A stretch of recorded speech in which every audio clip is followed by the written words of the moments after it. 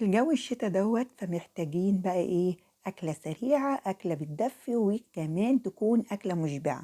فالنهاردة بقى هعمل معاكم الجاكيت بوتيتوس بطريقة حلوة جدا، وكمان ما بتاخدش وقت خالص، وأول ما هتجربيها مش هتبطلي تعمليها.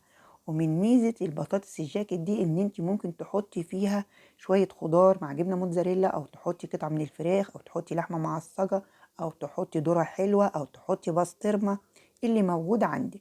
تعالوا بقى نشوف الطريقة. جبت 4 حبات من البطاطس، غسلتهم كويس جدا ونشفتهم بمناديل المطبخ، وبعد كده عملت فيها فتحات بالشوكة عشان ايه؟ لما تدخل الفرن الفتحات دي تخرج المية اللي فيها.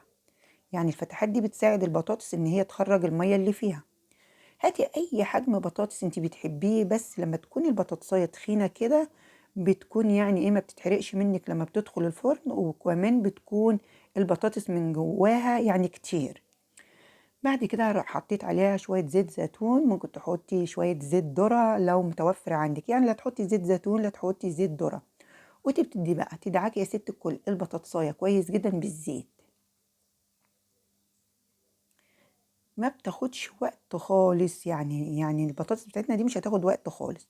بعد كده بقى جبت نص معلقة صغيرة من الملح، ونص معلقة صغيرة من الثوم البودر، ونص معلقة صغيرة من الفلفل الأبيض. وابتديت أرش على البطاطس كده، وبعد كده بعد ما برش عليها بقلبها على الوش التاني وارش عليها وادعكها كويس جدا من التوابل اللي أنا حطيتها.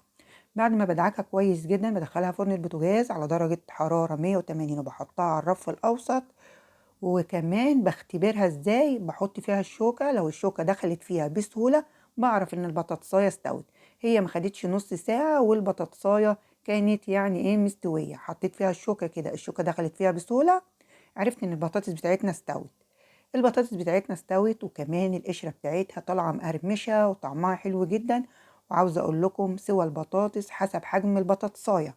يعني ممكن في بطاطس ما تاخدش معاكي نص ساعة، ممكن في بطاطس تاخد معاكي اكتر من نص ساعة. فانتي يا ريت تختبريها بالشوكة كده وهي في الفرن. لو الشوكة دخلت فيها بسهولة بتعرفي ان البطاطس استوت معاكي.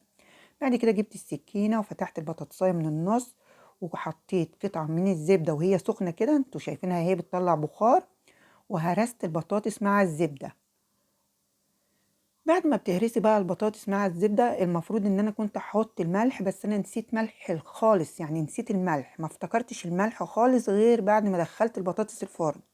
فانتي ما تنسيش الملح، وممكن تحطي ربع معلقة صغيرة من الملح وانتي بتهرسي البطاطس مع الزبدة، عشان تكون طعمها معاكي يعني فيها يا دوبك رشة من الملح كده. هرست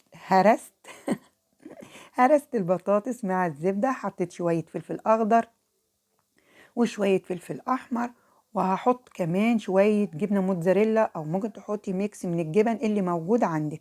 وزي ما قلت لكم من ميزة البطاطس دي ممكن تحطي ذرة حلوة، ممكن تحطي قطعة فراخ تقطعيها قطع صغيرة، ممكن تحطي لحمة معصجة، ممكن تحطي بسطرمة، ممكن تحطي فاصوليا حمراء. بس أنا حبيت أعملها بس بالخضار، يعني الفلفل الأحمر والفلفل الأخضر وشوية جبنة موتزاريلا. وبدخلها الفرن تاني على درجة حرارة 180. يا دوبك بولع لها بس الفرن 10 دقايق عشان الجبنة دي تسيح، وبعد كده بطلعها.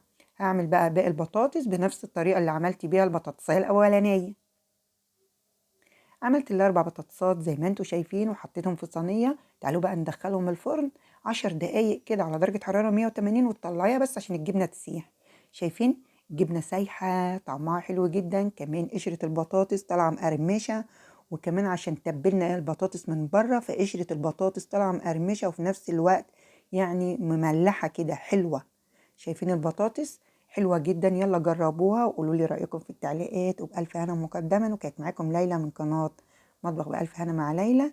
بس لو عجبتكم الطريقة يا ريت تعملوا لي لايكات كتير وشير كتير، وتعملوا متابعة للقناة، وبألف هنا.